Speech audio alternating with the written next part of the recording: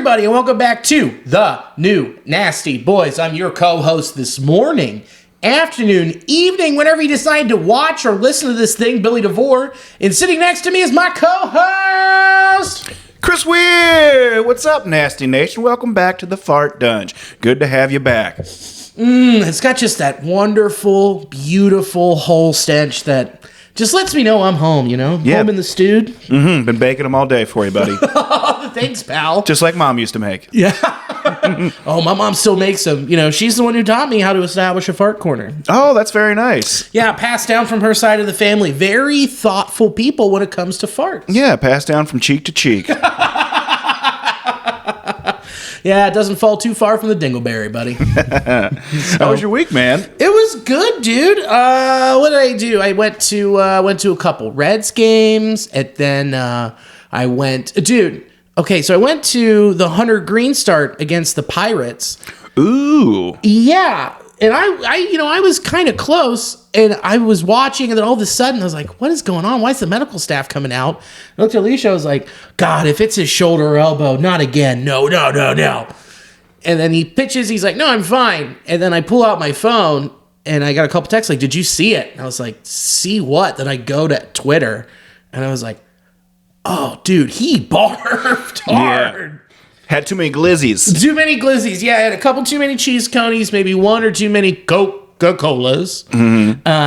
Just let it rip. Yeah, he really did let it rip. I mean, that was a full-on barf. I mean, it was mostly all water, but still, it came on immediately and with a force. Dude, and that was a high and inside dart, too, like 95 miles an hour at the top of the zone. Yeah, I'm not sure what came out faster, that fastball from his hand or the barf from his throat.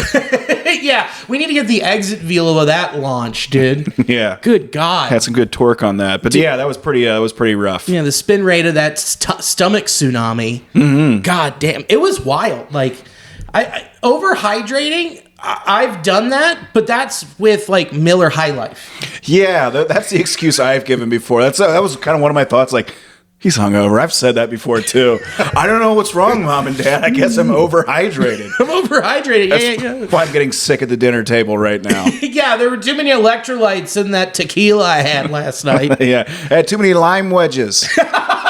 My citrus. God, trying to cure scurvy. Yeah. Oh, dude, I was so concerned. And then I was like, it's just barf. And then gave up a bunch of runs, but you know what? That's what happens after you vomit on the field. Yeah, regardless if he was sick or not. I mean, that literally takes a lot out of you when you like barf like that. So yeah, the fact that he went, it wasn't his greatest start that he's had this year, and he's coming off some really nice ones. So in that, kind of window there, not the greatest, but for throwing up, pretty good. It's pretty good. For being an athlete, like we are, we totally understand and get it and have been there. Mm-hmm. But I don't blame him. After being in his shoes or cleats, it happens. It's just so. It took me back to a story. I forget the reliever. This guy for Arizona in like 2013, 2014, maybe. The reliever who shit his pants on the mound. What? I don't know if I know that. I'll have to find the link. There's this whole story. I'll send it to you where he's just like, I went up and I just felt this gurgle in my stomach.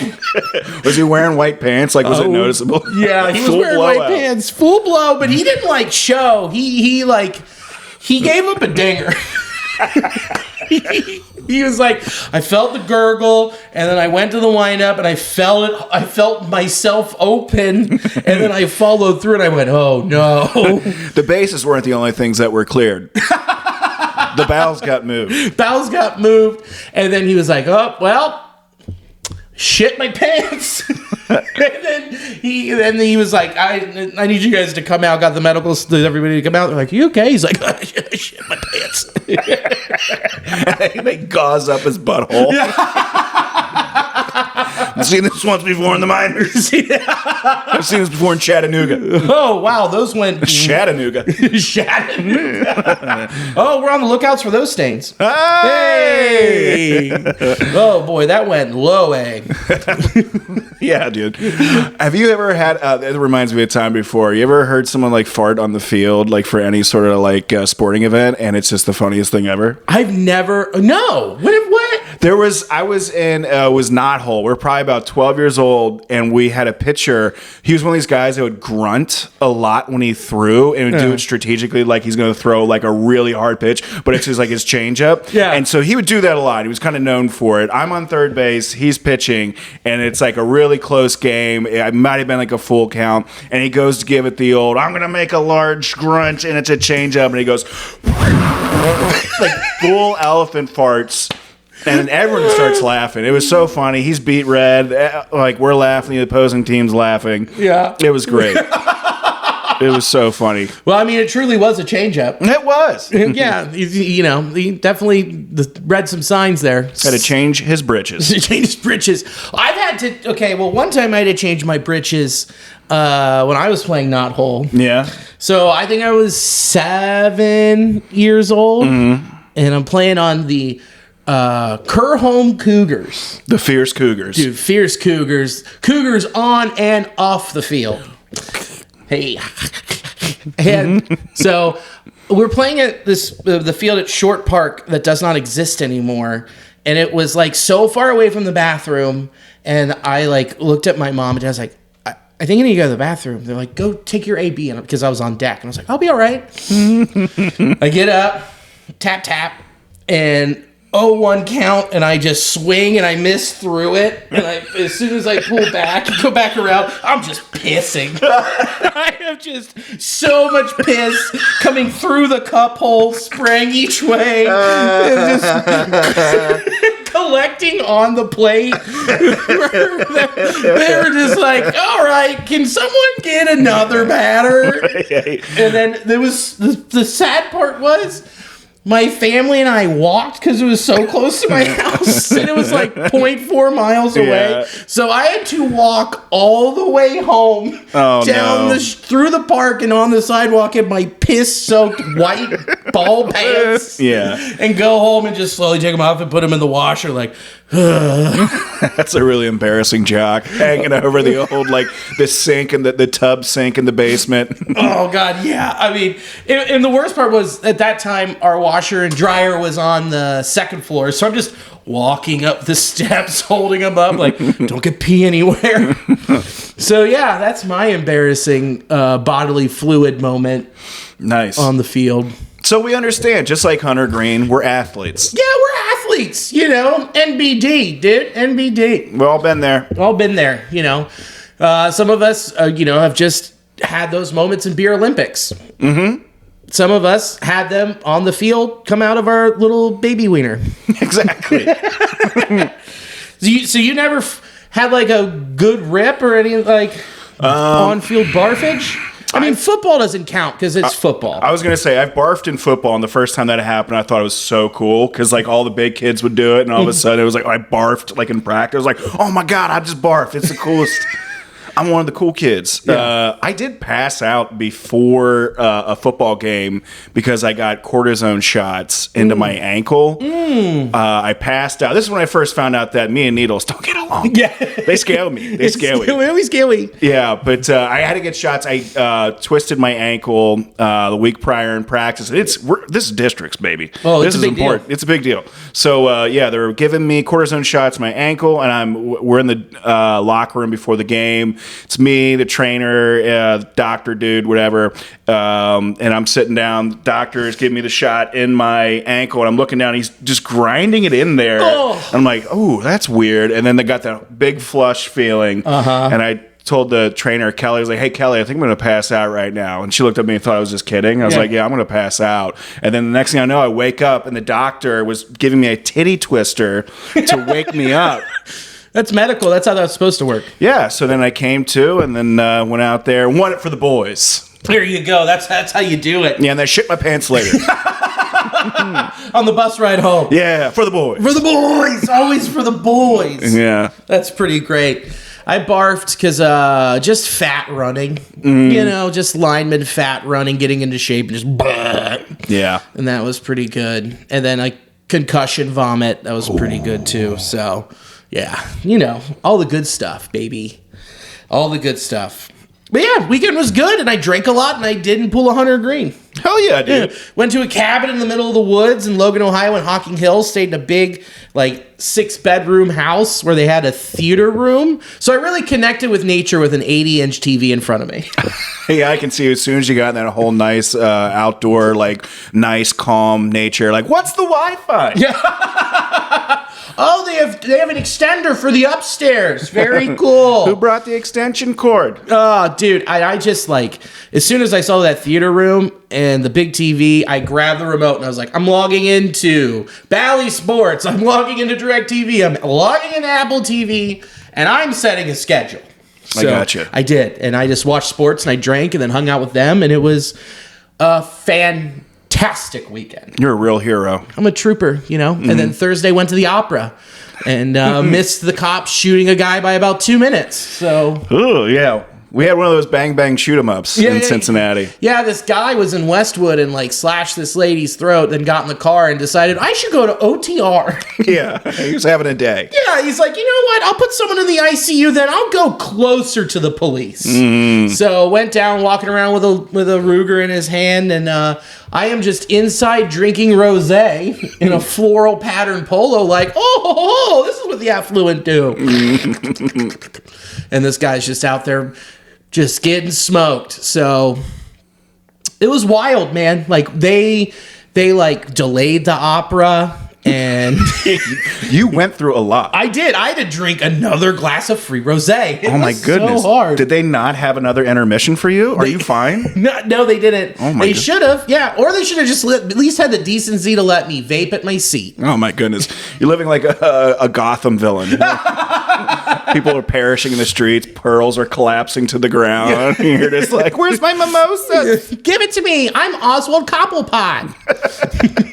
You're polishing your monocle. Yeah. And I just brought my own cheese and crackers in with me.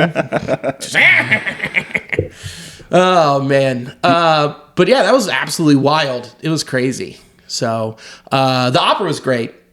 It was awesome. It was very good. Nice. Very well done. It was a rendition of Joe Dirt. Yeah. Yeah, actually, it was Dirty Jobs. It was pretty cool how they made Artie Lang's performance operatic. I'll never figure it out, but they did a great job. Beautiful story arc. Yeah, wonderful. So La Traviata was great, and so it was nice to get more culture. And how was your weekend? It was good. I went out to Commonwealth again. Got to watch our boy Chris Seamer. Did a really good job out there. Phil Pointer was there. Garrett Teitelbaum. It was great. I popped on for a set. Did a set in shorts. It was the first time I've done that in years. Whoa! I know. It's one of those unwritten rules. We talked about it before, but although that's so much far in the rearview mirror at this point, but I kind of do that if I'm going to a show in shorts. I'm pretty much advertising I'm not going on stage. Doing comedy, yeah. But he sweet talked me. Gave me a couple butterfly kisses. I went on stage. Oh, that's what he does. And I'm glad I did. It was fun being a part of that. It was fun. Great. It's always a great time at Commonwealth. Yeah. And then I went to another show. I just stopped out at Millions on Sunday. That was a nice little open mic. Had fun. Shooting the S words, and then I'm trying to watch the amount of times I curse on here. But no, it was good. It was pretty low key. It was good, hanging out kind of locally, just trying to work on my caftan. Yeah, dude. Yeah, totally. That's what it's there for. I mean, if it's over 80 degrees, short it up. I'm trying to look past it now. It's just I don't want to suffer walking around, and people want to see the haunches. Yeah, they do. Dude, I feel you. I'm thick up here, but my legs are buff because they got to carry this top section. They really are. He's got a couple nice veins in his calf. Oh, buddy. They are. Yeah, I'm juicing down there. Yeah. Should start juicing up here. Get some of that. Ozempic, baby. Oh, yeah. I just watched that South Park last night, the Ozempic one. Oh, I watched it last week. For real? It was so good. It was funny. It was great. Oh, my God. Getting on Lizzo. Yeah. And then the stuff coming out of the ear. If you haven't watched it, watch it. Any of the South Park specials, I don't think they've missed when they do those long specials. They've been pretty good, and it's a fun Randy Marsh one, so I was genuinely laughing. Anytime it's a Randy or Butters storyline, I'm always in. Mm-hmm. And especially with the crossover with Butters' mom. Oh, yeah, that was fun. So that was great. Just do it. Oh, you guys do drugs too? It was great. Highly recommend. If you don't have Paramount Plus, just sign up for the trial and just get rid of it. Yeah. Trey Parker, Matt Stone, thank us later. Thank us. Yeah. You're welcome. I'm excited for that Kendrick Lamar, Matt Stone, Trey Parker movie. They're doing something? Yeah, they've been working on a script for the past couple years. What? Yeah, for Paramount. Man, where have I been? I know. It's pretty rad, dude. Another sidetrack. I listened to, they put out an album, Trey Parker, Matt Stone, of like a bunch of like the songs they did in South Park. They were recorded at Red Rocks from Colorado. Oh, yeah. They had, who do they have up there? It was like a big name. The guy from Rush? No, maybe. Yeah, they had the dude from Rush come out and play with them. I think they maybe had like a guy from Primus, perhaps. Yeah. And I want to say like some indie band, but it was they had so many bangers that they've had over the years, and hearing like a real band like playing, like it sounded so good. Like it really was a pump up album. Yeah, it's almost like they wrote a musical that won like 19 Tonys. I know. Almost like it's insane. It's almost like they know what they're doing. Yeah, man. They'll be all right, I think those two. Yeah, I think they'll make it. They'll figure it out. Yeah. I just think they're close. They're really close. They're on to something. One or two more things. You know who else is on to something? The Mets.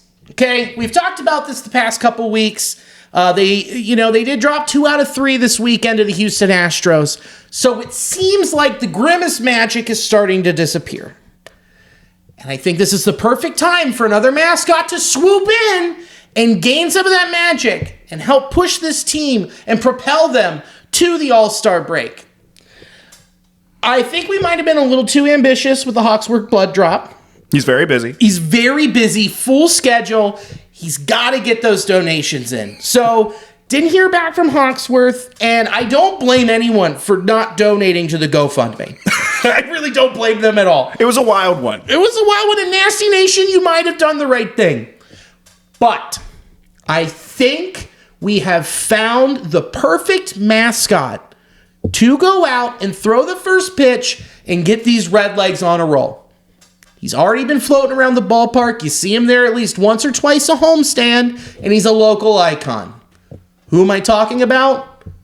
Maltzilla, baby. Get me the UDF Maltzilla mascot out there to throw the first pitch. Come on, who's a better summer fun guy? Who else would you rather see hanging out in the ballpark? Nice hot summer day. You want to see Mr. Malt out there, Yeah, you know what? The guy, thick bod, he's got some beefy arms, and he's already wearing tennis shoes. So you know that this isn't going to be a weak toss like Grimace, where it was like 33 miles an hour in a looper. I see the Maltzilla going in there, full windup, throwing at least 93, 94 miles an hour with a high spin rate. Yeah, don't let that chilly surface fool you. He's got a cannon and a heater. Guy's got gas. Mm-hmm. So don't sleep on it. I am going to petition that Maltzilla, this next coming homestand, throw out the first pitch. If not, after the All-Star break, get him in there. Because these boys need the push, and Maltzilla's got the flavor to make it happen.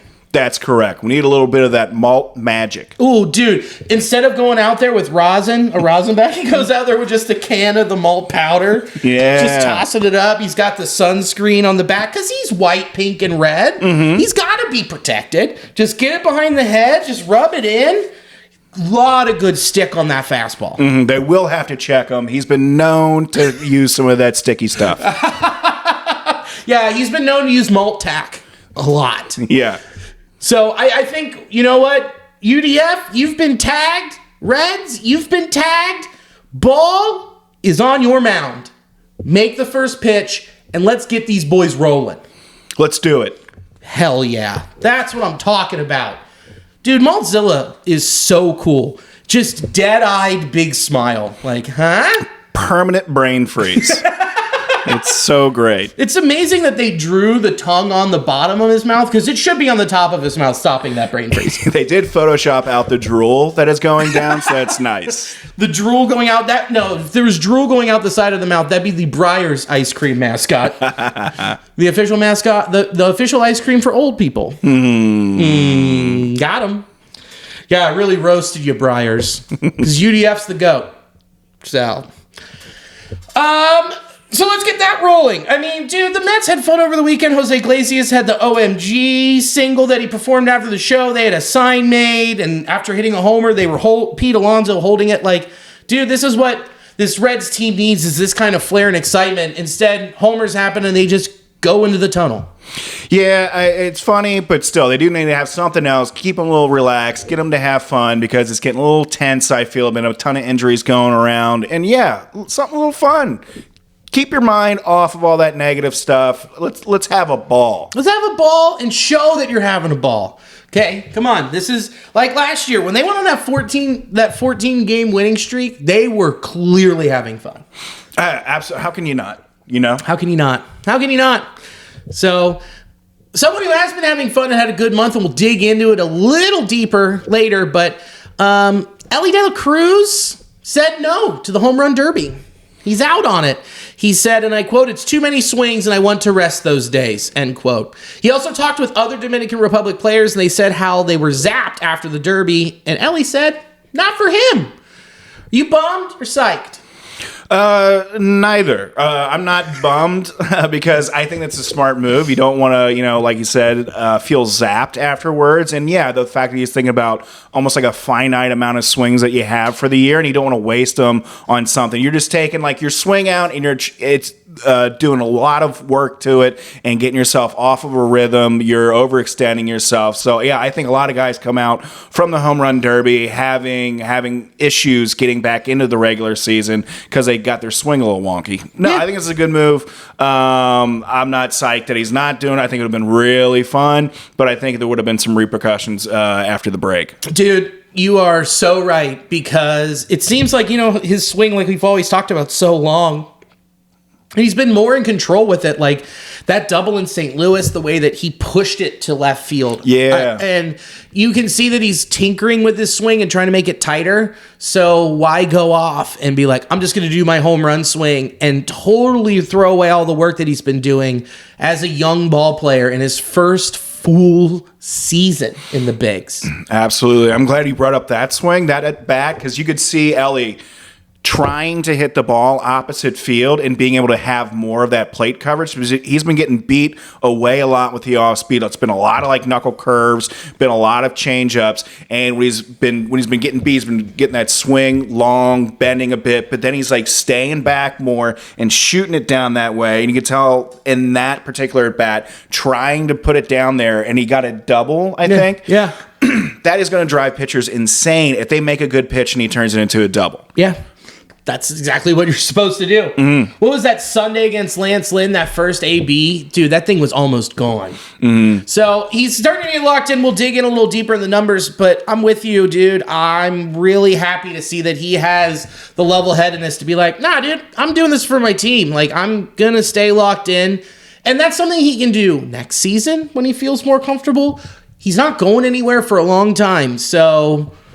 And also, they changed the rules a little bit. I didn't dig in too deep to see what they did, because they're trying to not make it as frantic and give players more time to take a deep breath and not completely zap them. So we'll see how it goes this year and maybe next year, and these rule changes benefit him. And he's like, yeah, I feel more comfortable doing it now.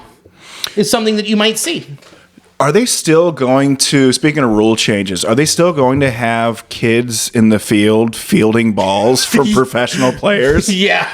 That I have no idea why every year it's like, this is a dumb idea, right? They're children, and they're trying to hit the ball as hard as they can, as fast as they can, and it's these repetitions, and all these kids are looking at the ball. Someone got drilled the other year. Right? Last year in Seattle, that kid in the forehead just getting completely donked.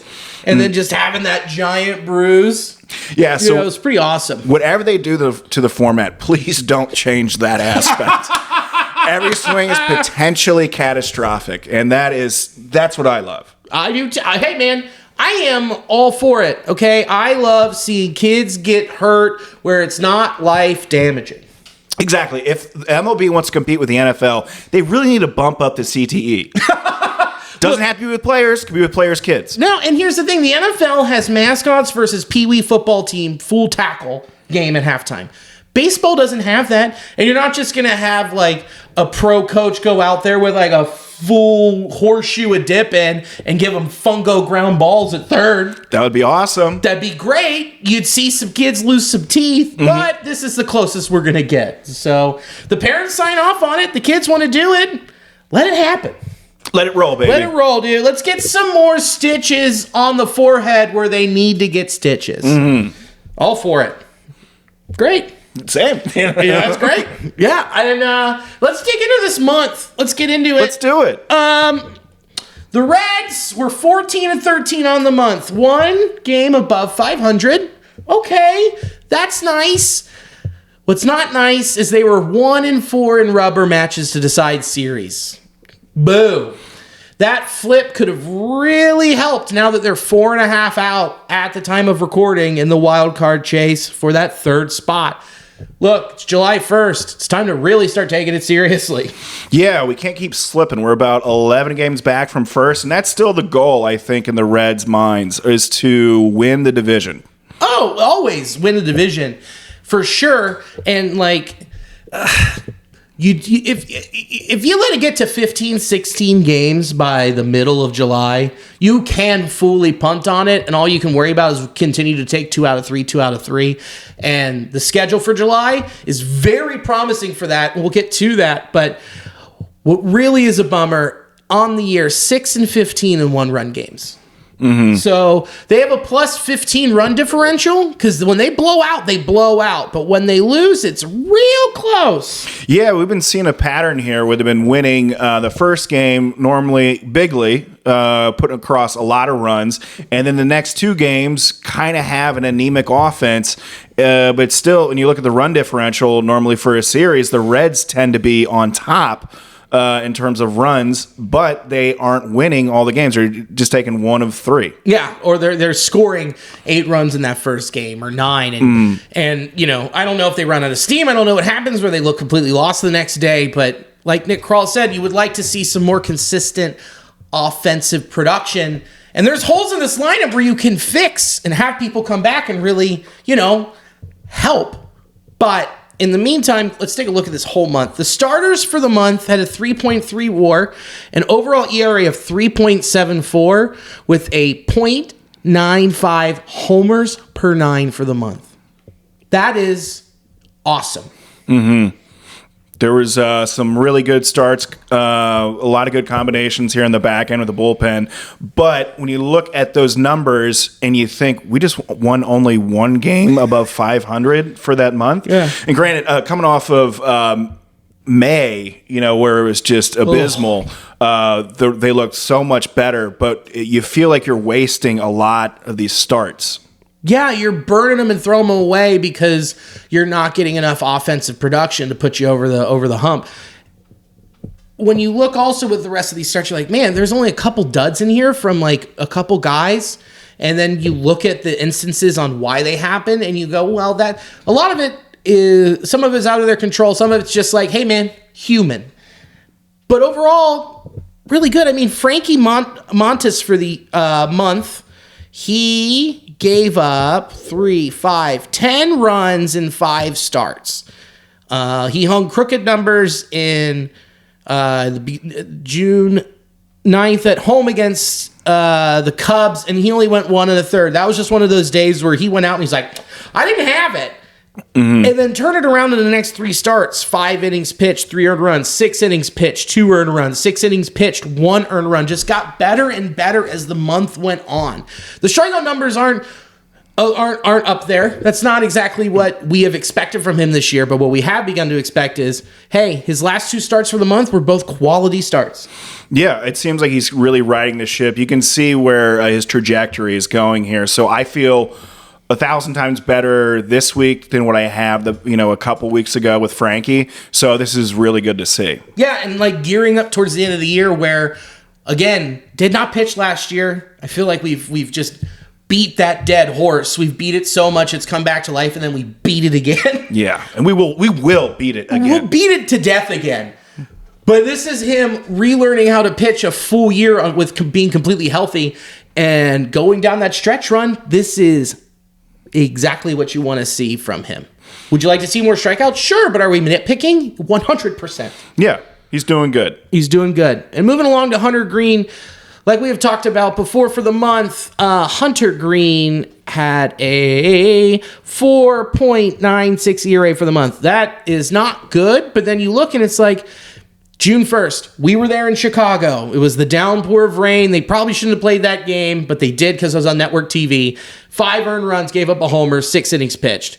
And then came home, 6 2/3, 4 earned runs against the Cubs, but that was given up towards the end of that start, so it's a little misleading. It then goes on a little bit of a run. 5 innings pitched, 2 earned runs, 5 strikeouts, 5 walks, not great at Milwaukee, but still holding the Milwaukee Brewers to 2 earned runs at their house. Yeah, that's big. That's huge.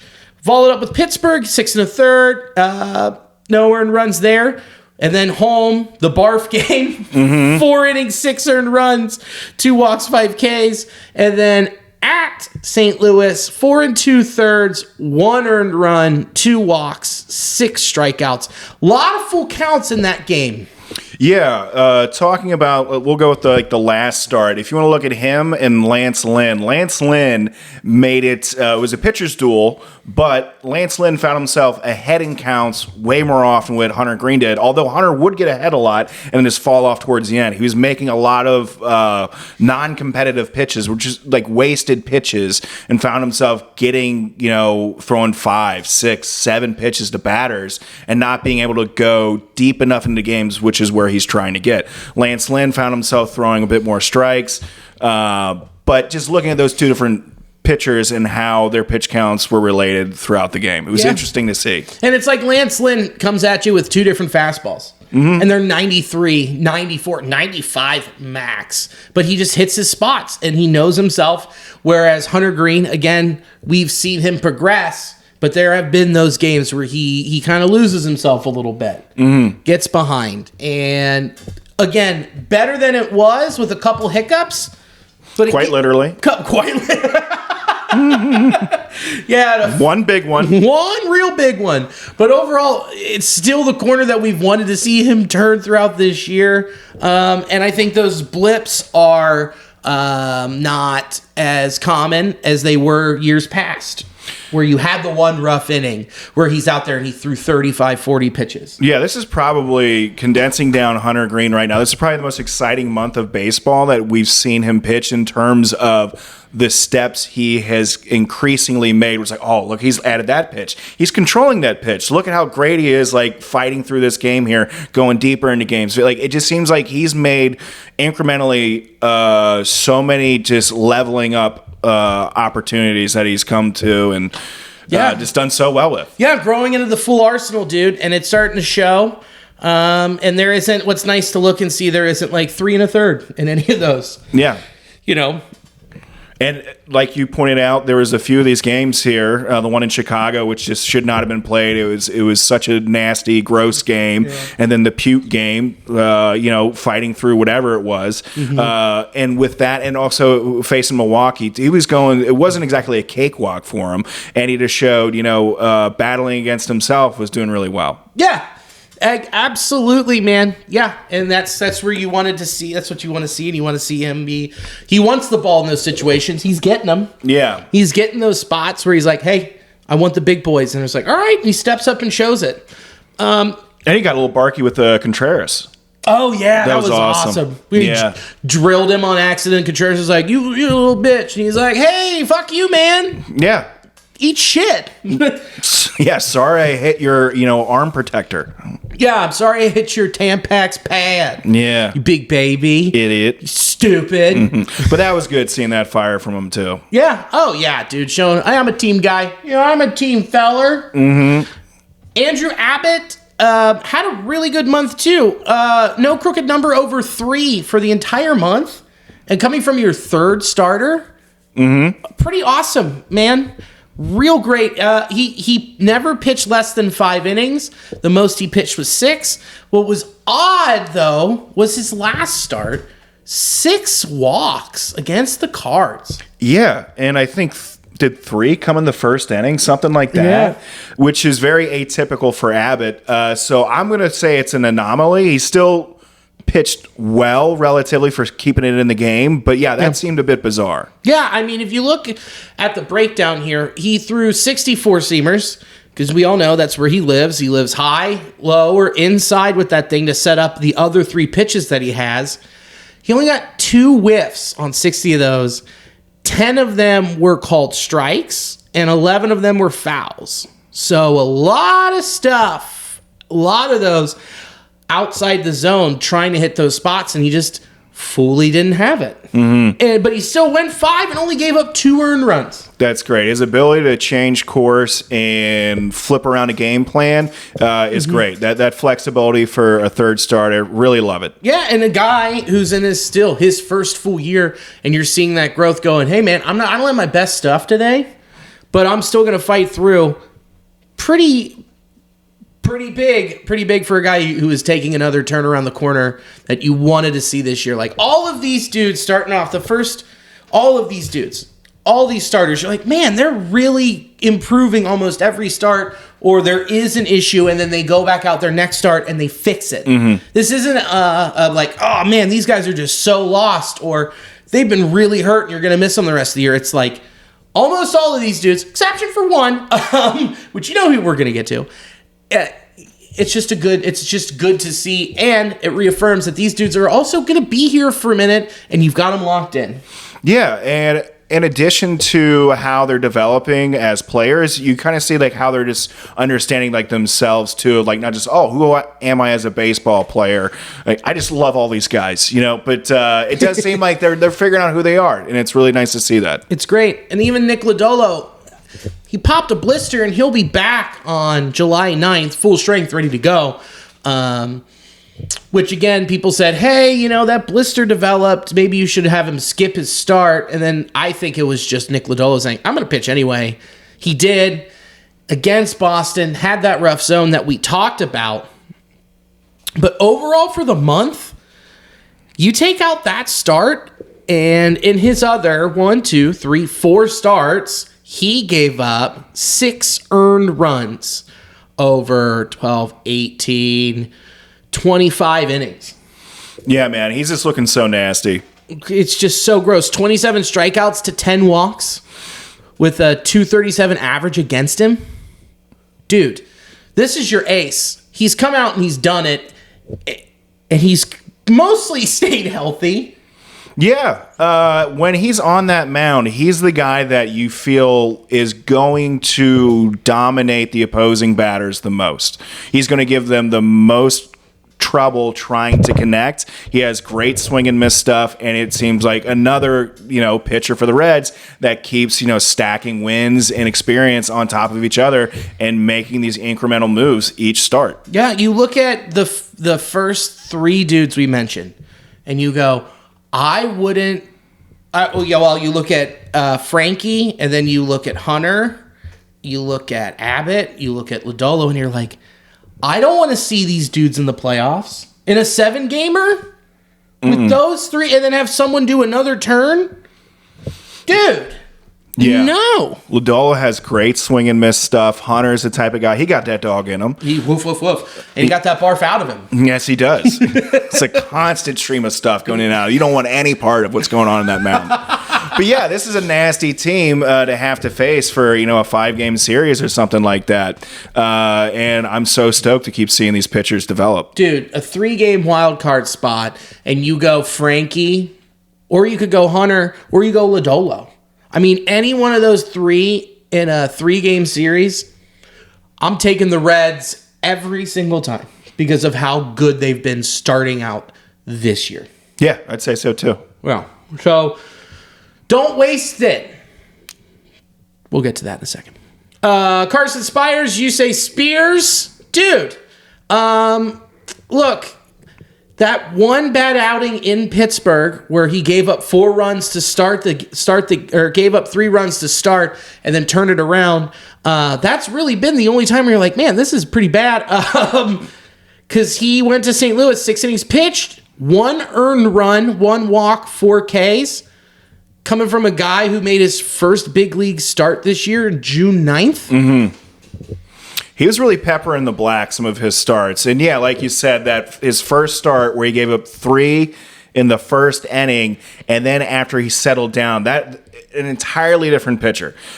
He's been so fun to watch. He's got a lot of different pitches here and throws them pretty well. He was spotting his pitches and mixing them up high and low, in and out. He's been doing it. He's not getting a lot of whiffs on a lot of his stuff, but he's also not getting a lot of hard contact.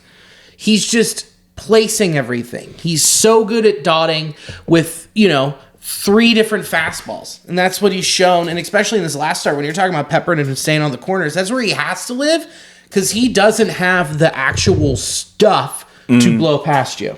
Yeah, he's relying on just keeping him just slightly off balance there. Yeah, keeping him just guessing and then just getting weak contact. The chinchilla is on the wheel.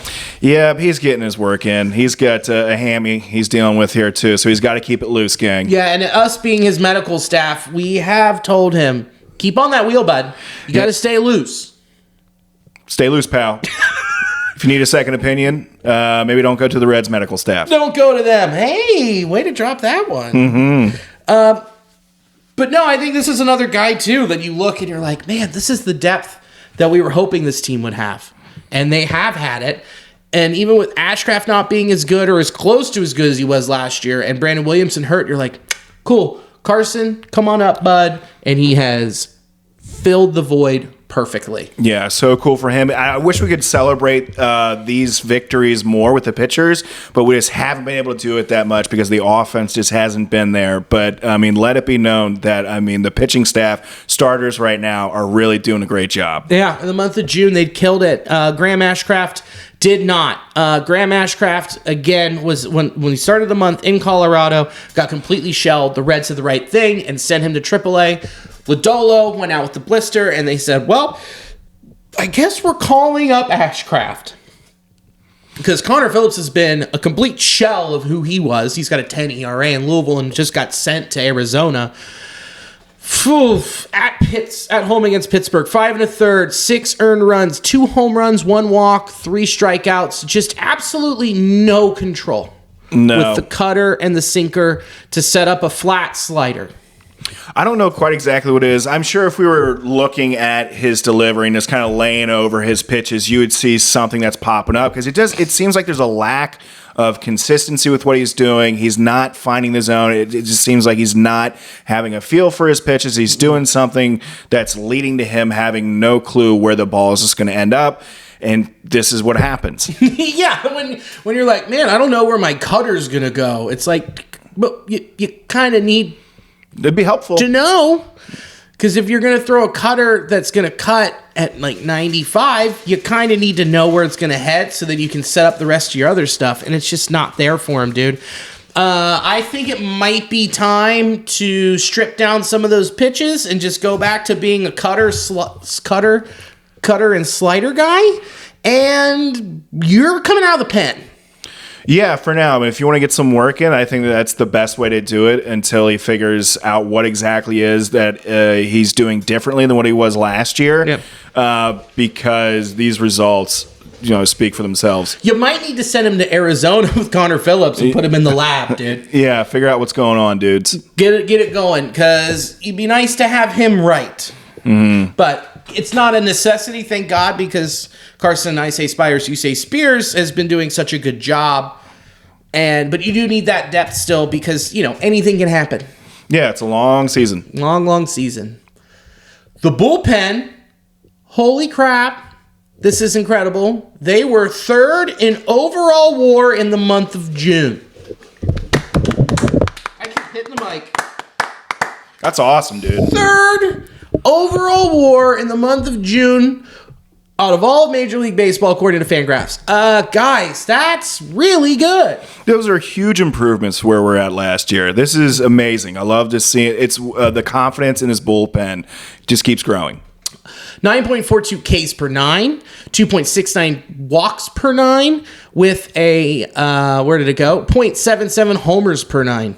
There's some highlights, dude. I mean, it's also very jarring to see this. Philadelphia, who last year and the year before, their flaw was their bullpen. They were first in the month of June. Second in the month of June in all of baseball, Miami Marlins. Wow. With a 1.7 WAR, according to Fangraphs. So, hey, if you're looking to get some arms that you need for your bullpen, you know who to raid. Come on down to Miami. Welcome to Miami. That was dumb. I feel even dumb for doing that. Bienvenido Miami. I got you. Oh, thanks, Party in the pal. city where the heat is on. Welcome to Miami. We all had that album. Dude, if you did not have Will Smith Millennium, who were you? Was it Millennium or was it Getting Jiggy with It? Or was that the name of the album? I think the album name was Millennium. Hold on. Will Smith Discography. Yep, we're doing this. Big Willie style Wilmenium was the one that I had. Oh, okay. I had Big Willie style. Big Willie style had Getting Jiggy with It, and it had Miami on it too. Oh yeah, I love that Men one. in Black. I mean, there's a lot of bangers on there. Woo, girl.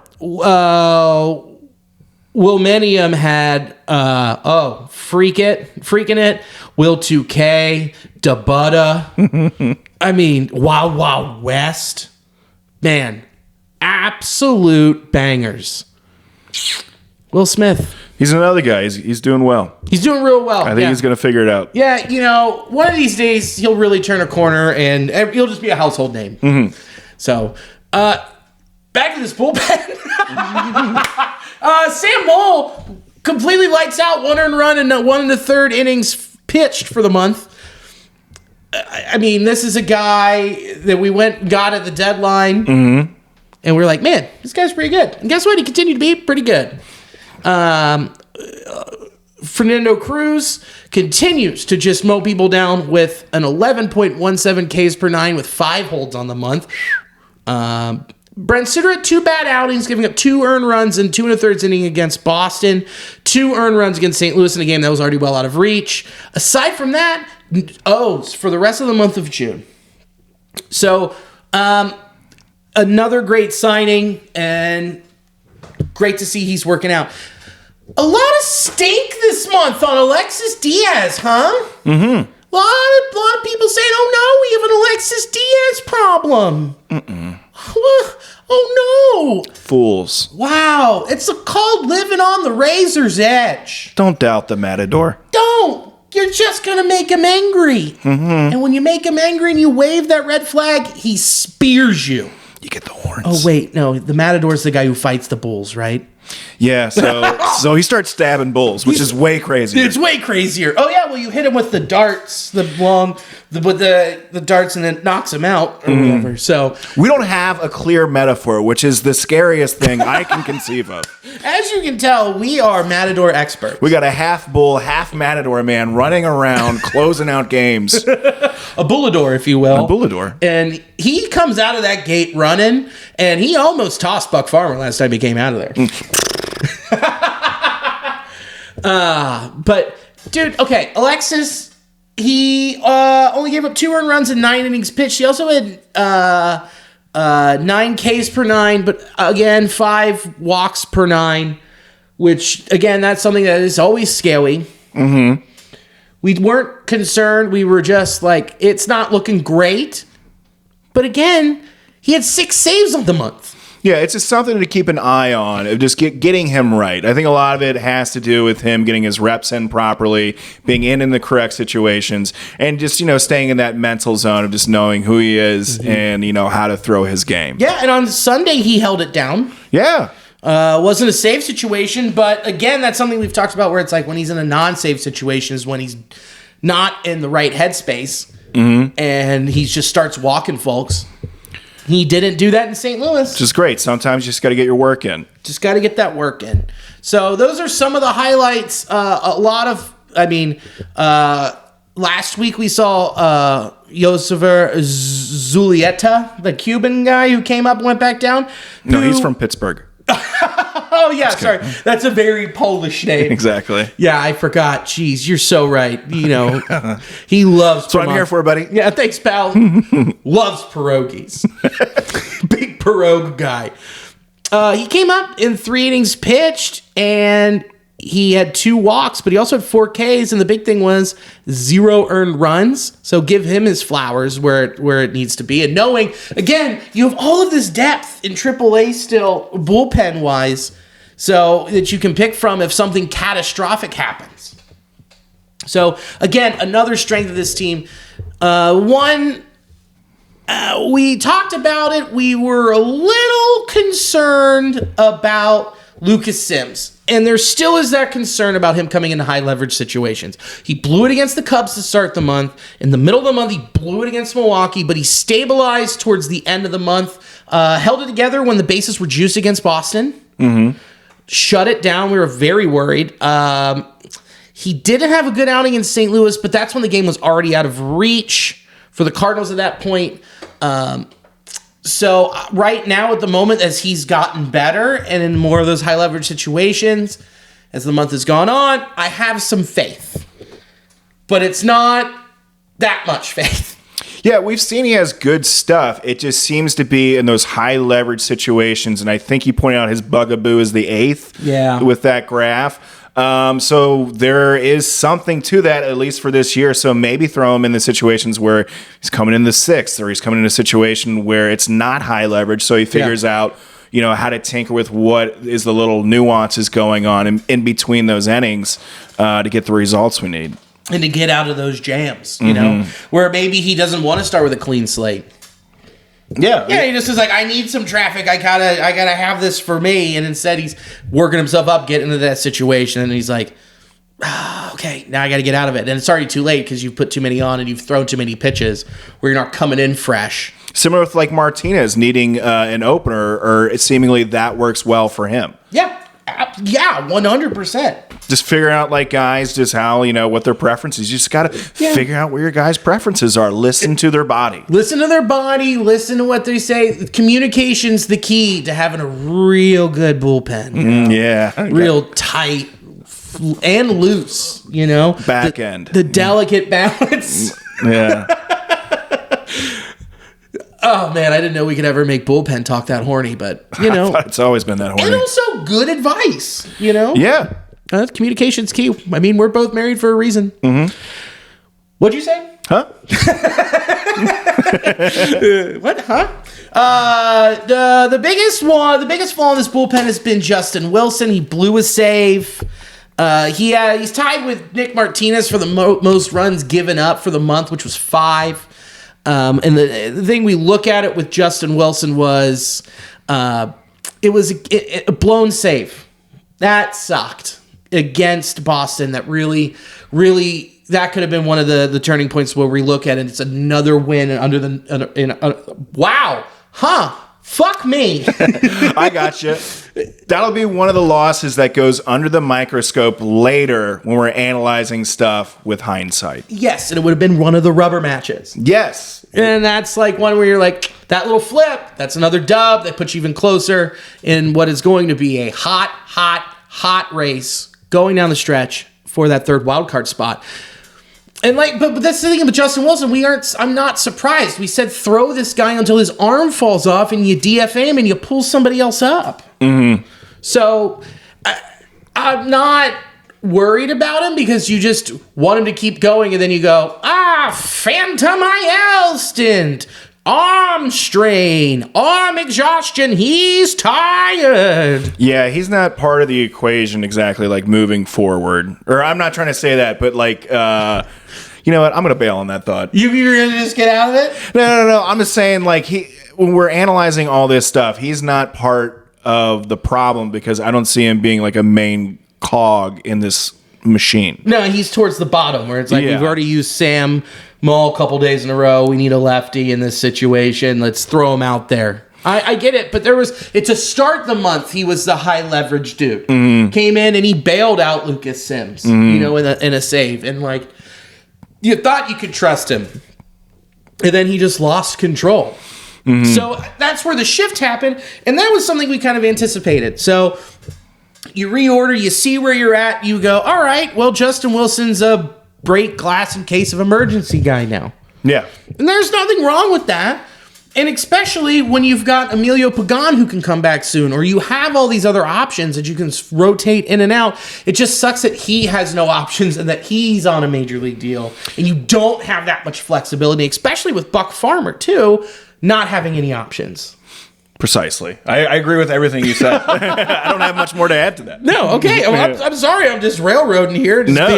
You're doing great. And thanks, man. You're doing great, too. I just check in with you, you know? Yeah. Nick Martinez, he finally had his moment in the sun against the Guards, and he had an opener, and he got shelled. Look, man, it was bound to happen. So eventually, when needed again in that situation, I think he will flourish. But, you know, again, one of those things where it's like, man, he was human and he got shelled by one of the best offenses in baseball. It was bound to happen. Yeah, it was inevitable, dude. It was so inevitable. Like one of us having to get up and go to the fart corner a little bit. Always inevitable. And look, we're nitpicking. I know that I am being nitpicky again with the third best bullpen in WAR according to Fangraphs for the month of June. But if you can get better in one facet, and it just takes a little move, go do it. And I think they can. We'll have to see because there's going to be some more shaking out in the next couple weeks. The end of July being the trade deadline, which I think with now this third spot, and I think a lot of other people agree. So many other people agree. All of these Nobel laureates agree. They all agree.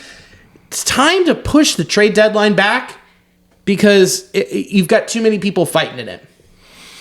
But there's going to be some people that you can go and get some arms from. Miami. Yeah, there's some options here I think we're going to talk about in just a little bit. Well, not with a bullpen. I didn't do that one. Okay. I can do that next. In general, we got some solutions to some other problems we're going to discuss. And here they come. The Reds had, in the month of June, I believe they had a .3 WAR for the entire month. The Reds had a 3.4 WAR for the month of June collectively. Wow. Improvement. They actually hit. They had 26 homers for the month of June. It was so much more enjoyable watching them this month. They just turned it on, the offense. And even the games that they did lose where there was a lack of offense, still more enjoyable than the month prior. Oh, yeah, for sure. Sorry, my short shorts are getting caught in my gams. Yeah, there we go. They're stretching into my hidden valleys. It's getting bunched up over here. Yeah. Oh, dude, let's just give it up to Austin Wins, dude. I didn't put it in here, but Austin Wins comes up from AAA. Congratulations, Tyler Stevenson, having a little baby girl. Good job, buddy. Savannah Frankie Stevenson. Oh, that's nice. What a cute name. Real cute. But he comes up, dude, and I don't know, hits 3 doubles, goes 3 for 5. Yeah, caught a great game, had a nice post-game interview with Jim Day. He seemed like a fun dude. Good guy, you know. Hey, you know, I heard a rumor that the Cubs need a catcher. Yeah? Maybe flip him, you know, I don't know. We'll see, man. yeah. I don't know, man. I'm just saying. We got some stuff we can do. We got a little bit of magic we can spin. We can spin it. But anyway, just wanted to say congrats to him for having a great game. And you just love to see it when someone comes up from AAA mashes and you're like, good for you, dude. Just up there playing ball. That's all. That's all, dude. Just making it happen. So, other good news. The Reds are 15th in overall WAR on offense for the month of June, instead of being second to last like they were in May. That's a great improvement. Holy cow, they went up half the league. Yeah. In 1 month. And a lot of it is due to the bats in the infield. Let's say mostly to the bats in the infield. NL Player of the Week, Jonathan India. Yeah, dude. Yeah, guy. Being a man. Dude. Just being a ball player. Dude, just being a guy who is going up there, seeing it, and just slugging it. Yeah, knowing who he is, staying with inside himself. I think just knowing that he is like a slashy sort of like gap guy. I think like just knowing that when you're seeing him just hit the ball, it's leveling out, throwing it down the line, as opposed to trying to mash things out. No, he's a line drive hitter. Yeah, dude, like he looks like 21 India, where it's like, hey man, you're at the top of the lineup, and he's just spraying. I think that him in the leadoff spot, like you have said for a long time on here, I think that you just set it and leave it after this month, and especially this last week. I think so too. And also when we get TJ back and healthy, how healthy is he? I'm not sure. He's broken a couple things, has a hammy issue. Maybe you put him down in that 9 hole to not give him all those reps, at least until you feel he's amped up enough. So maybe that's going to be the role for TJ for a bit, being in the 9 hole, being a DH, getting a little bit of time to really progress here. So yeah, Jonathan India, get comfortable with that number hole. Yeah. Number hole. Number hole. The number 1 hole. Yeah, you get real comfortable with that number hole, baby. You say a number, I'll find it. You find it at 1, 2, 3, 4, 5, 6, 7. Take you wherever you want, baby. I'm gonna get ready. But Sorry, I was just gonna say, but him leading off right now, I love it. he clearly charged his gems this month, is what I was gonna say. Yeah, he did a lot of earthing, a lot of barefoot stomping. Great job, buddy. What is it? Sun holing? Oh yeah, sun hole. I know what you're talking Sunning. about. Isn't it just sunning? Probably just sunning. I mean, there's a Yeah. lot of different variations you can do. Make it yours. But yeah, pretty much salting your rim, I'll say. Salting the rim. Oh, that is beautiful. Put a little tahini on that. Get a little spice hole. Yeah, do it like one of those little, like margarita yeah. things where they take a little Corona and like dip it in. Ooh, yeah. On the side? Yeah, I like that. Coronita Rita. Have you ever had, what is it, a Mexican ashtray? No, tell me more. Okay, it's where you take salt, pepper, tahini, you rim the edge with it, and then you, to pour a little bit out, you put a shot of tequila on the top, and you put salt and pepper on it too, and then you just squeeze the lime and you just rip. Wow. Yeah, it's pretty great. I think that's what a Mexican ashtray is. It's very good. Mm-hmm. It's Tecate too. No, don't do anything else. Don't be like, oh, I'm going to get a Modelo. No. Ashtray specifically for Tecate. Gotcha. Yeah, it's just like going to a college party and being like, what the hell is that? That's full banquet Coors? No, we need Keystone Light, baby. Get out of here. Come on. Cheap. Yeah, Rube? June 1st through 30th, 380, 354, 587 slugging with a weighted runs created plus of 188. Now, this is where it gets absolutely bonkers. Last week, oh boy, 533, 600, 900 with a weighted on base average of 623 with a weighted runs created plus of 309. Just going off. Just going 11 doubles in a week. What is he still on the track now? He had 8 games in a row with a double, which is the major league. It was like the Reds franchise. Oh, and also multi-hit games. He had like 9 multi-hit games in a row. Yeah, something like that, where he's just mashing. He just took the Reds record for it, which is insane. Like, he's just seen it so well. He's hunting his pitch. And also, if he's not hunting his pitch, he's finding it also later and just making good enough contact.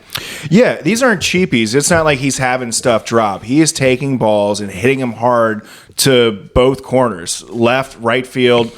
And he's having these very nice at-bats. It seems like Jonathan India, if he doesn't get the pitch that he wants immediately, because he will swing at the first pitch if he gets the pitch he's looking for. If he doesn't get it, he tends to have a pretty long at-bat. Yes. Which is really great, especially if he's leading off. Yeah, and the numbers show that for the week, too. 11.4 walks, walk rate to 11.4 K rate. So when you're locked in and that even, I mean, you're doing something out there. Yeah, he's seeing it. He's seeing it really well, man. So good to see that. And I don't see it falling off because of the approach.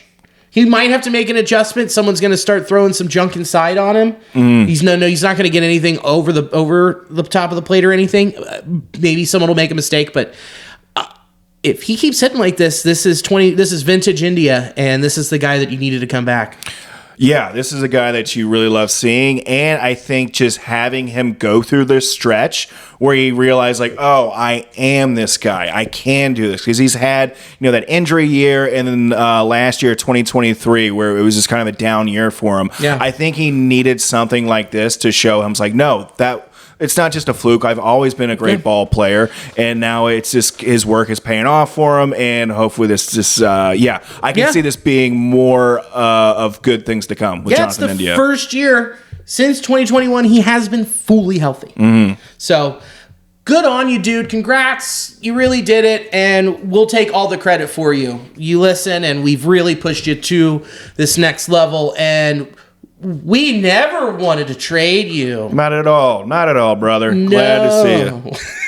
Never. Keep paying attention to us. Yeah, just keep locking in. Just stay, and also stay just as locked in as Jammer Candelario, dude, for the month. 290, 302, 591 with a weighted runs created plus of 142 with 8 homers and 4 doubles. This is the guy we hoped to see. Yeah, and it seems like things are just lining up more. Like he's having better contact, finding the barrel more, because he doesn't wait around much to find his pitch. It's just he's making better contact, swinging at better pitches, and just hitting it harder where they're not. And it's good to see that his process has changed very little throughout the start of the year. It's just happening more for him. Yeah, he's just finding it. He's getting it. He has his approach. He's locked in, and it's only going to get hotter. And he'll only hit him farther. Yeah, it's just such a bummer that he's went out for a little bit, had the contusion situation going on. Tendinitis. Because he was on such a roll. It's like, I don't want to take him out. Give him a day or two, if a player needs it. But hopefully that won't be a situation for him. And he just continues to swing a hot bat. Yeah, because tendinitis it sucks. It just can come out of nowhere and it can tighten back up on you. So hopefully for the best, he's locked in. He's good. He's on a good regimen with the medical team, and they can keep him healthy because this is the guy that we wanted to see. This is the power that we wanted to see. And again, with what's coming up in the schedule, aside from this 3-gamer in New York, a lot of ways for you to pad your stats. Yeah, we got some nice games coming up here, so hopefully the Reds can cruise on through to the All-Star break. Yes, and speaking of someone who's cruising, what about a lead in there, boys and girls? Ellie De La Cruz, 266, 339, 532 slugging with a weighted runs created plus of 136, 5 homers on the month, 13 RBIs, 8 stolen bases, caught stealing twice. But, dude, Ellie De La Cruz has 40 steals. He did it before the start of July. Dude is taking bags at will. Taking bags at will, hitting dingers. This is even more crazy for the month. 6 doubles, really cool. 4 triples and 5 home runs. That is awesome. What a spread. Yeah, he's doing so much within this month as opposed to last month with extending. He's shrinking the zone of pitches that he's swinging at, but still expanding the pitches that he's able to put in play, if that makes sense. I just feel like he's taking what pitchers are feeling we're able to get him out on the zone a bit more on the outer parts, but he's able to lay off the pitches on those borderlines and also being able to take the pitches that he's given that are these off-speed pitches. Doesn't have to hit him 100+ miles an hour. Shoot him down. Just take what the pitcher gives you. Yeah, and it'll be a double no matter what. Anyways, you're so fast. And guess what? If they rush and they botch the throw, it's going to be a triple. Yeah, it's so good to see that and him, and that's just a part of growing up. Yeah. And at the very top, when we're talking about that one hit that he had where he shot it down, he's batting lefty, shot it down the left field line. And it's like he's just waiting and adding that to his arsenal of being able to take pitches and hit them the opposite way. Yeah, he's getting into a lot of big counts. And one of the things that we've always been worried about and the thing we're stressing out about, which is kind of, it doesn't really matter in today's game, but it's this number has gotten better. 27.9% K rate. Some older schmuck might be like, man, that's still too high. Well, if he makes bad contact, it's still an out. Mm-hmm. Don't force it and just go for it. 27.9, that's about where we want him to live. If he can get it down to 25%, but that's so nitpicky. Yeah. It's too nitpicky. Yeah, it's numbers to look at and we can analyze here, but he has one of the biggest zones to cover from a batter in the MLB. So it's a really difficult zone for him to cover, and he's figuring out ways to decrease the things that he's swinging at where he's getting outs on and being able to swing at the stuff that, he can put it into play. Yep. Yeah, and he can just help his team. He can help keep the inning alive. Also, 9% walk rate on the month. Would I like to see that at like 12, 13%? Yeah, but guess what? Now I'm really nitpicking. Yeah, we can see what happens next month. We can see these incremental changes. So we're giving him goals that he doesn't realize we're giving him. Yeah. And then we can see how he's doing. We can judge him next month. We'll judge him next month. And guess what? They just keep getting better. Yeah. This offense because of us. Because of us. And all the advice we've been giving them and all of the letters we've been sending to their houses and to the ballpark. Spencer Steer has not been as hot as he was, say, in April. Mm-hmm. But this is better than he was in May. 280, 325, 458, 4 homers, 18 ribs, 2 bags. Second in doubles behind India with 7 for the month.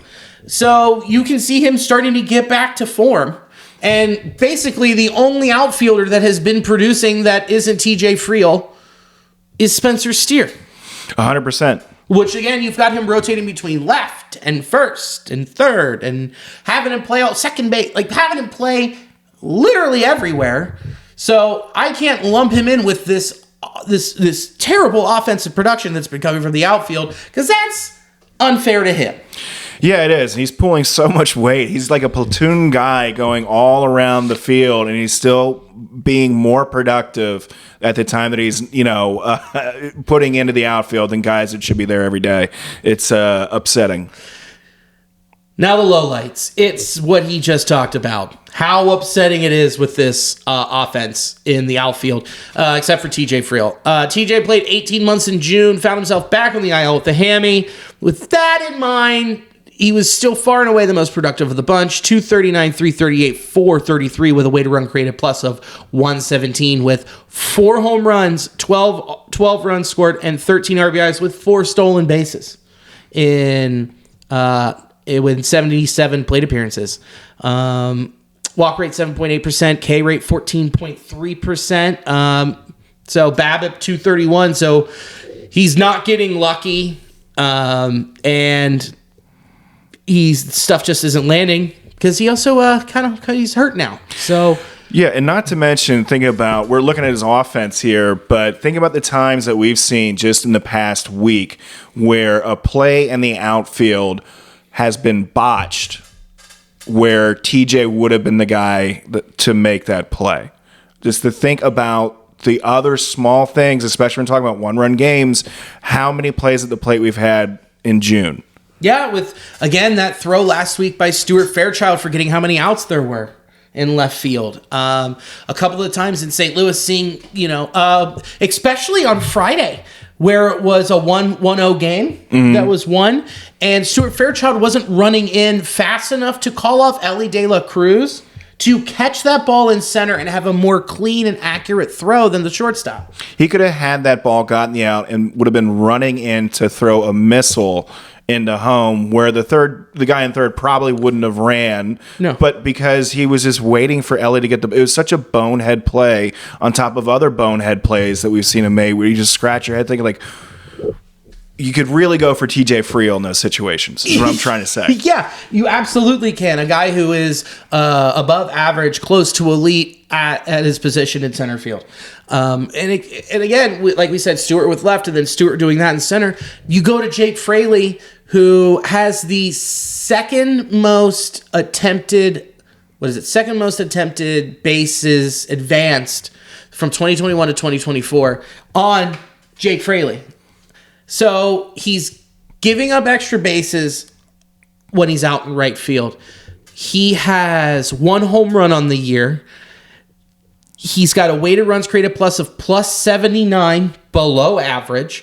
266 is fine. You can be 266 if you're hitting boppers, but again, 324 on base and 313 slugging. Dude, no. You're right. That's your, and then he's split down the middle because he can't hit lefties. No, he's not really providing much besides the batting average, but that's only going against righties for the most part. So he's not providing really any value if you're stacking him against other players in the league. He stands out especially, the right field production from this team. So, yeah, this is an absolute bummer. Anytime he hits the ball in the air, it's not good. Yeah, it's weak. Yeah. And you're hoping, like, man, maybe it'll drop shallow. It'll drop in between the second baseman and right fielder. Maybe he squirts one through the gap. Like, it's just like you're hoping that he has some type of power and semblance of it, and he hasn't had it all year. He's been soft serving it to the outfield, since opening day, and he's just not getting it done. It's been a real bummer. Yeah, I feel bad because I like the dude. Yeah. But it just screams on the paper, and it screams when you watch him hit. And I know that he got super sick and lost a bunch of weight. I get it. You got to refine your swing and get it back and going together. Dude, I feel for you there. But this isn't a situation where you can sit around and find out. No, he should be able to recoup, gain that muscle mass back, not in the Reds uniform at this point. But and even like all injuries aside, even if there's a world out there that exists where, McLean, TJ, CES, everyone's healthy, Reds are doing fine, but you would still have the situation here where there's a big quagmire of productivity in right field. Yeah. So. Yeah, and look, it rolls right over to Will Benson. Weighted runs created plus of 18. 43.7 K rate. Okay? 5.6 walk rate. No homers. Can't hit lefties. So you take that production and then you take Jake Fraley's production and you put it together. You were kind of hoping that you would take last year with both of those dudes and put them together and have a productive right field platoon. But not everybody can just repeat the same season that they had. And this goes back to what I said in the offseason. They should have addressed this by getting someone that is consistent in right field. I agree. Someone who can actually play the position without giving up that extra base. Someone who has any semblance of power and doesn't just... I mean, look, I get selling out for the homer, and that's what some of these big boppers do. I mean, that's what your 3 true outcome boys do. But this with Will Benson is not selling. It's just him completely lost and with no approach whatsoever looking for his pitch. Yeah, it's sad because we really like Will Benson. Great dude. He did a lot of great stuff last year. It's just right now he is lost. He's striking out quite literally half the amount of times he's coming up to the plate, not having any production. It's bad, but he's not the only one in the outfield who's just not having a productive year. No. So it needs to be resolved. Well, Stuart Fairchild also wasn't going to be your everyday starting center fielder. In 269, 295, 310 with a weighted runs created plus of 68. He had a couple, crazy catches, saving some home runs. And also, to be fair, he had 2 home runs stolen from him this year. One against Boston by Jared Duran and one late in the game to tie it up after fumbling that play in center with Ellie and just got robbed by Donovan. The only thing that you can look at with Stuart Fairchild and say, okay, this is why he's here even when TJ's hurt and the reason you keep him on this bench, 310 against lefties. He just filled that Nick Senzel role. And then any combination of Nick Martini, Blake Dunn, Herter Bees, Levi Jordan, and Levon Soto hasn't been the answer as well. Those are a lot of just dudes who are bench dudes that might be full-time bench dudes and rotate in the future, but he's not the bop that you need. No, it's been really upsetting when you look at some of these lineups that they're throwing out there, and half of the names on the roster there are names that you just shouldn't be seeing right now. No. And that combined with them even throwing Santiago Espinal in the outfield, where they're like, he's never played in the big leagues. He did it 12 times in the minors. Let's just see what happens. You know that if you're this lost, there's a problem. Yeah. And I know we've mentioned, the injuries and stuff before, but there needs to be additional depth to have answers for this. And injuries aside, still have the problem in the outfield, and doesn't change the situation of what's going on right now, that there are clear issues that we need to tamp down and figure out. This is, yeah, exactly. And this is the most glaring issue by a mile, is your right field production. You know that you have TJ Friel coming back, hopefully with the hamstring. Hopefully it's fine and he's back after his third IL stint on the year. So you can go there, okay. And then what? You think the answer is moving Stuart Fairchild to right field? Absolutely not. This is when you push in a little bit of your chips, you go get a dude. And that dude, for me, is Brent Rooker. Eno brought it up on Rates and Barrels. I agree. He's not someone who's going to cost you a ton of money. He's not going to cost you a boatload of prospects. He's ARB eligible next season, free agent in 28.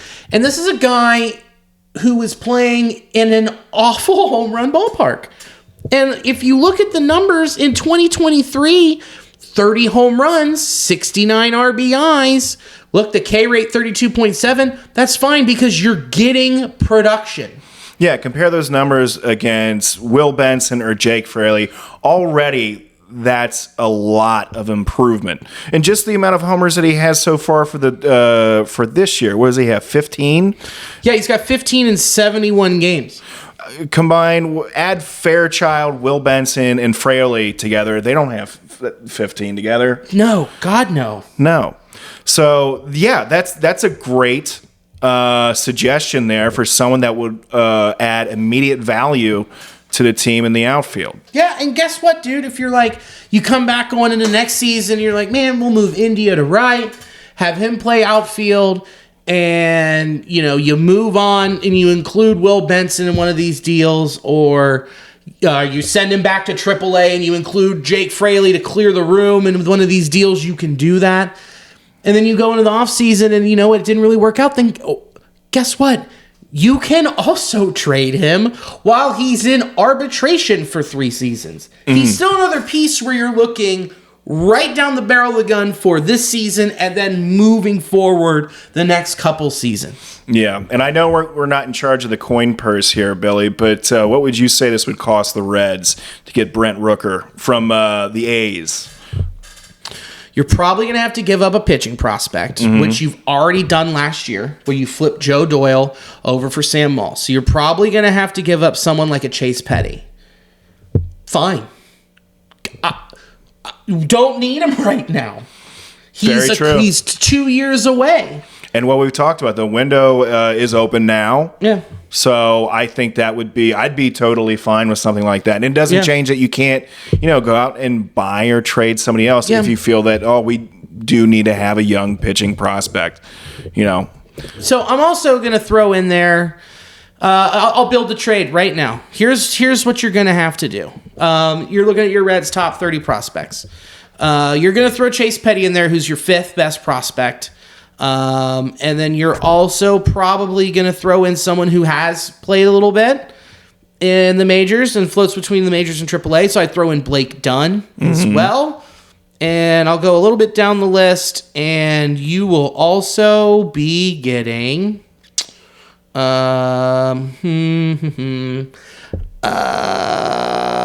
not getting Connor Phillips because no one wants him right now. Yeah, I think I would go, okay, yeah, I know exactly what I'm doing. I'm going Chase Petty, I'm going Blake Dunn, and then you're also going to be getting Will Benson. Hey, I'd take it. Yeah, and Will Benson's major league ready, and they're like, hopefully he bounces back. So that's your package. I dig that. And we were talking about not wanting to give up some people, some prospects, but we need a right fielder much more right now than we need a young kid figuring out how to pitch in the minors. Yeah, you know what's really cool when you look at this year? The Reds have the 2nd pick overall in the draft. So you're immediately going to go and get a high-level prospect that you can throw in who's going to probably be top 50 prospect in all of baseball when you look at it because of how weighted he'll be coming out of the draft. Yeah. So you're replacing a lot of this talent that you're going to be waiting on for a couple years right out of the gate when you go to the draft during the All-Star break. You can replenish right away. That's how it works. You do it every year, and you take these guys who are like, you know what, we're like a few years out. Take those guys and move them. Get good now, and don't waste this good starting pitching and this good bullpen. And while the offense is starting to heat up, and go fix it and make it better. Go do it. I'm going to throw one at you because we were talking about it last time. Luis Roberts Jr. Yeah. Have you changed your mind on that, or you just think this is a bit more of a feasible, costly, or cost saving? The thing is, you just have so many people in on him. Okay. And it's going to cost a ton. And look, that's a long-term... over the weekend, he did hit a 477-foot homer. He's clearly playing to get out of there. Yeah. I like what you're doing here, but I just wanted to throw that back out at you because we were talking about it. I mean, I would like... Yes, I'll take it. And you put him in right. Or you put him in center and you move someone else to right. I would probably just leave him in right for health reasons. Okay. I like that. I like it. You're giving up a ton. And yeah, maybe he is the difference, but I'm looking at this guy back-to-back years, and I'm looking at health, and I'm looking at production. This is a safer bet where you're going to be spending less money. You're spending less, but you're also getting the exact thing you need to fix, which is power. Robert, yeah, you can get that, but you can also get like that lengthy injury history. I don't know. It just scares me, man. I got you. I like this. I was figuring there's going to be a lot more eyes on him, so that price is going to keep going up. There could be, and you know what? You pay it. You fucking pay it. And don't waste another year of Ellie De La Cruz. What's worse, having to pay more money right now because you think you might be getting squeezed, or just be waiting on the outside of playoffs come August? No shit. Yeah. And guess what? You're trading prospects, and this is while the team is cheap. McLean's pre-arb. I know he hasn't played yet, but McLean's pre-arb, Ellie's pre-arb, Friel's pre-arb, Marte is pre-arb. We haven't even gotten into Novi pre-arb. All these guys, this is a cheap young core. That's why they went out and they spent on the bullpen. You know, it wasn't a whole lot of money, but they went out and they spent on Martinez, Suter, and Frankie, because they don't have to pay everybody else that much. That's why they extended Hunter Greene, because they have the room, and that was the only active contract that they had, really, that's going past 2024. So, yeah, go do it now. Yeah, I would love to see them make a move. I think they're in a position where they pretty much have to, not only for standing a fighting chance within the division, getting into the playoffs, but with the morale of the fans wanting to and expecting to have a playoff competing team. I think they have to meet that expectation with some sort of trade. Bro, I'm telling you, I've already read it on Twitter, and I've already heard it on the talkbacks with Tony and Austin. People are already saying, sell the team. It's already starting again. Just because of the injuries and then just them not putting it together. Which, again, that's not the answer. That's not... I am sick of them saying, sell the team. That's totally the answer. No, it's not. It's just a 3-word answer that isn't a solution. It's more of just like a bark. You know. Yeah. And then, one of the things that somebody said is, FC Cincinnati goes out and they, when something happens, they go and try and actively fix it and try and get better. Yeah, because the rest of the world is at Copa or Copa America, a tournament. Or they're at UEFA's, they're at a tournament. Club season's dead. They can go and try and pick, and the transfer window's about to open up for them. Yeah, and it's a lot cheaper to pay someone internationally that isn't like in the Premier League or something or whatever than what it's going to be at the trade deadline or with baseball contracts. So I don't want to hear that either. Yeah. What I do want to see is them make a move, make it happen, and I think that they're going to. They can't sit on their hands and let this foam up and get negative. And I feel that, and putting it out there, I can barely read, okay? So a lot of this trade stuff, arbitration, is above my pay grade. So there's a lot of stuff that, I'm not picking up on. But I feel like a lot of the people that were confused with the signing of Candelario, myself included, I was with you. Where the conversation was, we have too many people. We're just chock full right now. We don't. And then fast forward to now, and it seems like people were complaining that we didn't do enough to prevent what were all these injuries. So I just have a very limited amount of patience for people that just go, it's just too much on the extremes. Yeah. Well, that's just a part of being a baseball fan and being locked in like we are, where it's, every day we're like, God, this team sucks. And then you zoom out and you're like, oh, wow, actually, no, we're improving. There's little things, and stay calm and go Redlegs. Ride that wave. If they figure out the situation in right field, and next year when the team is hopefully all healthy, I really like what's going to happen, but I really, really, really expect them and hope that they do make a move to figure out what's going on in the outfield. Totally, and especially with the injuries, CES is out for the year. He elected to have surgery on his right ulnar styloid fracture, which was totally mishandled by the Reds medical staff. Where to the point where we were like, why are we waiting around in April? There's a second, he got another x-ray, everything's fine. Okay, he's going to be back. He's going to be swinging next week. And then it turns out he went to get a second opinion and it was busted. And then he is getting surgery. Whatever the case may be, we don't know the full extent of it. That's all that we know. But here's what we do know. You need to replace that power you were banking on. Mm-hmm. There it is. There's your answer. Yeah, and I'm not quite sure what was going on with the medical staff, if this was something that could have been resolved to where we aren't having a season-ending injury, or if we could have had it much earlier. But this is another situation needs to be looked at that isn't on the, I guess, players back here. Yeah. Maybe there is something going on. Who knows? We just don't know. And we aren't in those rooms. No one else is in those rooms. And we're not going to hear about it from David Bell or anyone else. So scream from the mountaintops all you want. This medical team, what is happening? You can't, no one's there. Yeah, I don't have the answers. I don't know what's going on over there. No one does, except for the Reds organization and the people that are in the rooms with them. And no one else is going to ever know or ever going to find out. So something to keep an eye on here is just how they handle these injuries. Yeah, keep your eyes peeled and see what happens next, like with TJ Friel after messing up his hammy, like you said, third time on the IL. Hopefully, and that's a muscle injury that can flare up and totally screw you. So we don't know. We'll find out. We'll just have to keep it going. Emilio Pagan is playing catch today. Mm-hmm. He's playing it today while you're listening or watching to this. So, and then they're going to evaluate after that late July, early August return. Hey, Emilio, take your time. This pen's doing fine without you. They're doing a good job. Just take your time, be fully healthy. And Brandon Williamson's going to start throwing on the 4th of July. Hopefully he gets some independence from this injury. Hell yeah, brother. Freedom. So hopefully he's in a good spot. It won't need season-ending surgery. If he does need the surgery, then what are we doing, Reds medical staff? And there's going to be even more questions, a lot more people asking about it, and we'll still be told nothing. Mm-hmm. So, that's your injury update. McLean still is not swinging a bat, and I think he's only about, we're at the beginning of July, so he's probably 2 weeks out from swinging a bat.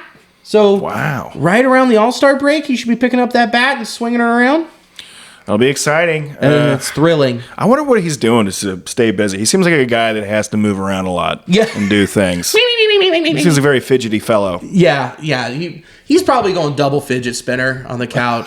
I can see that. Letting it roll. Yeah, I don't know. He's probably just doing a lot of leg lifts. I can see that. He's going to have like a huge lower half. Oh, dude. He's just going to come back and he's going to look like Spencer Strider. Oh, my God. Quadzilla. So let's look at the schedule for the month, the whole month, while we take a look at July. You got 3 at Yankee Stadium. Remember that series in 2022 where they swept? Or they took 2 out of 3? That was fun. That was cool. That was one of the most fun memories. And the Reds, I think they'll go in there and turn it on and be like, it's 1976 all over again. Mm-hmm. I think so.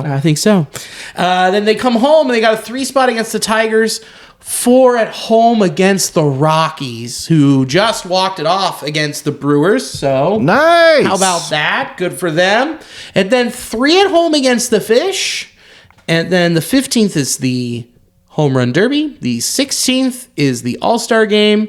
And then the 17th, 18th, days off. And then it's at the Washington Nationals, at the Braves, day off Friday, or day off Thursday, at the Rays, who are starting to surge and get it together. And then a 3 spot at home, the 29th, 30th, and 31st against the Cubs. I like this schedule. Woo, baby. What an opportunity. I'm going to be at the 5th there, Detroit. I think in the Handlebar, I'll be hanging out with some folks. I'll be there too. Not in the Handlebar. Hell yeah. If you see me, wave. I'll buy you a beer. Yeah, say hi. Dude, I feel really good about this month. You have to. There's a couple little scary spots, but it depends on who you hit in the Braves rotation. It depends on who you hit with the Rays and who goes down. They've had a lot of injury stuff this year, and Randy Rosarena hasn't been the same Randy as he's always been. And maybe this surge is fake and they fall apart near the end of the trade deadline, but I like it. Yeah, this homestand, Detroit, Rockies, and Marlins. You really want to stack up some W's with that. Yeah, you kind of want to get 2 out of 3 from the Tigers, maybe 3 out of 3. You want to win 3 out of 4 against the Rockies, and you want to win 2 out of 3 against the Fish. They should win each of those series there, which would be these are the games you really need to win now. Yeah. You need to. You got to. I got money on them. Daddy needs to get a new pair of shoes.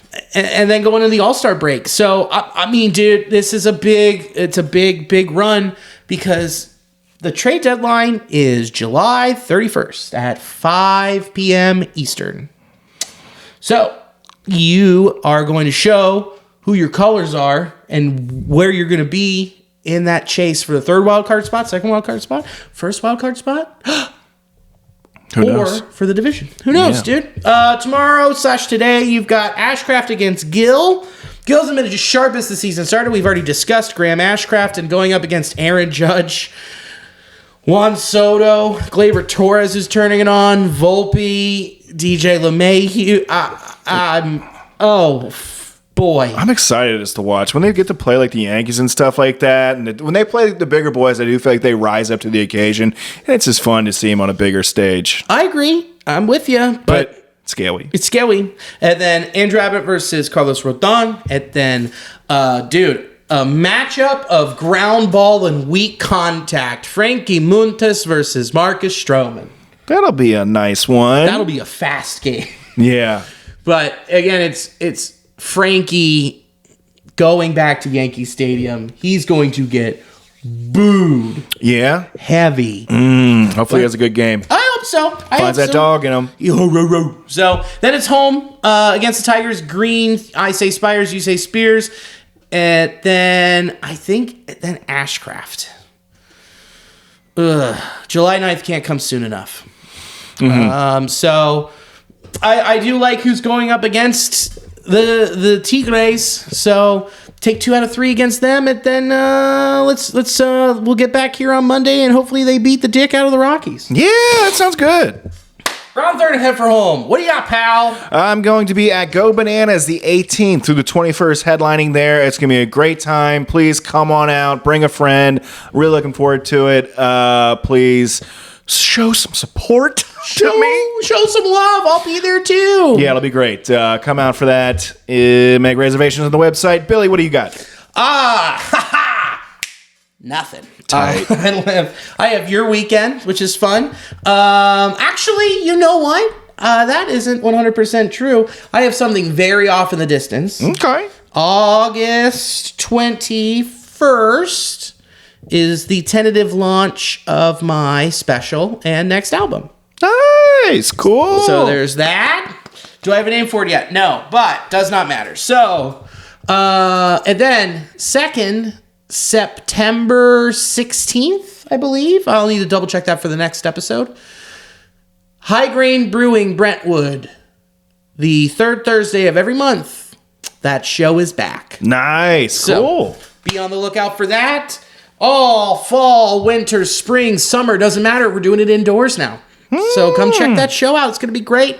And once the deets are up, I'll share them and get them to all you over there at Nasty Nation. Nice. So, thank you to Sports Drink for being a coffee shop in New Orleans and hosting the audio of this podcast. If you're ever in New Orleans, go get some of that coffee. Thank you to In the Clutch. Check out intheclutch.com. Promo code NASTYBOYS, all caps, 10% off, baby.